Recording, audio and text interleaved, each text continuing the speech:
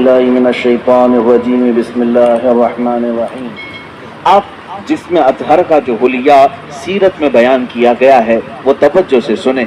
अल्लाह के हबीब सल्लल्लाहु ताला अलैहि वसल्लम कद्दो कामत में न बहुत ज़्यादा लंबे थे और न पस्त कद थे, दरमियानी कद, लेकिन वो भी इस कमाल का कि अगर 1000 के मजमे में हो तो सबसे बुलंद मेरे आका नजर आते थे।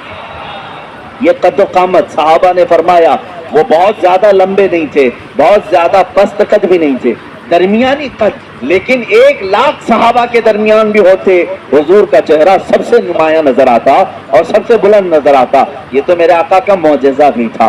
कद्दो कामत के मुतालिक सहाबा ने ये फरमाया और उसके बाद सहाबा ने उम्मुल मोमिनीन आयशा सिद्दीक़ा रज़ियल्लाहु ताला, उम्मे सलमा रज़ियल्लाहु ताला, ये वो सहाबा और सहाबियात और अज़वाज की तज़किरे में कर रहा हूँ जिन्होंने मेरे आका सल्लल्लाहु ताला अलैहि वसल्लम के साथ अपनी ज़िंदगी के लम्हात बिताए हैं और सोहबत पाई है। उन्होंने तारीख़ में हुजूर का हुलिया रकम किया है। अल्लाह के नबी सल्लल्लाहु ताला अलैहि वसल्लम की पेशानी मुबारका उभरी हुई थी, चौड़ी थी, ऐसी नहीं कि बिल्कुल छोटी हो, कुशादा पेशानी थी।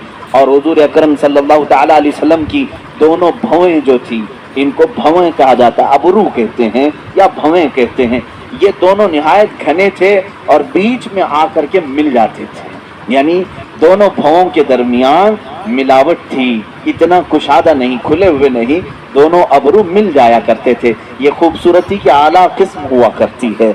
और हुजूर पाक सल्लल्लाहु ताला अलैहि वसल्लम की पलकें निहायत घनी और लंबी थी।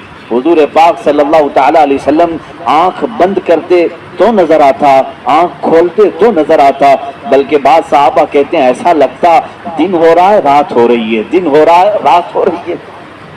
आंखों में ये जो पलकें थी काफी घनी थी।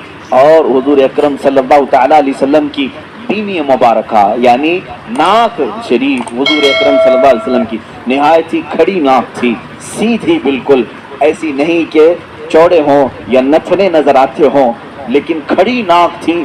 ऐसे लगता था कि जैसे बिल्कुल किसी ने चांदी से तराश करके रखा हो। ये भी सहाबा ने कहा हुजूर का जिस्म नाज ऐसा लगता था जैसे किसी ने चांदी में ढाल करके उतारा है।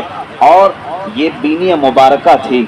और हुजूर अकरम सल्लल्लाहु ताला अलैहि वसल्लम के रुखसार मुबारक, हज़रत आयशा सिद्दीक़ा फरमाती हैं, न बहुत ज़्यादा उभरे हुए थे, न बहुत ज़्यादा चिपके हुए थे, हमवार थे, लेकिन जब हुजूर मुस्कुराते थे तो उसमें अनार की सुर्खी आती थी, और जब नाराज होते, गुस्सा होते तो उसमें लालपन नजर आता था। सहाबा इससे महसूस कर लेते हुजूर पाक सल्लल्लाहु ताला अलैहि वसल्लम के रुखसार पाक। यहाँ तक कि एक साहबी ने कहा हुजूर गोरे रंगत के थे, लेकिन गोरे का मतलब चूने जैसी सफेदी नहीं, बल्कि कहते हैं ऐसे गोरे जिसको कहते हैं गुलाबी रंगत हो। हुजूर पाक सल्लल्लाहु ताला अलैहि वसल्लम गुलाबी माइल थे खूबसूरती में, पेशानी उभरी हुई चौड़ी, रुखसार हमवार, बीनी, नाक मुबारका निहायत ही सीधी और खड़ी हुई, और लबहाए नाज अल्लाह अल्लाह। सहाबा कहते हैं हुजूर पाक सल्लल्लाहु ताला अलैहि वसल्लम के होंठ निहायत ही सुर्ख थे, ऐसा लगता था जैसे किसी ने कली किया हुआ हो, उसको ऐसे तराशा गया हो। जब मेरे आका सल्लल्लाहु ताला अलैहि वसल्लम मुस्कुराते थे तो लोगों सहाबा ने बयान किया उसमें एक धार भी नजर नहीं आती थी। जैसे बच्चों के होंठ लब नरम और नाजुक होते हैं, ये हमारे बच्चों के जवान होते होते होंठ सख्त हो सकते हैं, बुढ़ापे में होंठ लटक सकते हैं, लेकिन सहाबा जिस उम्र की ये हालत बयान कर रहे हैं ये हुजूर के 53 साल उम्र की बात है।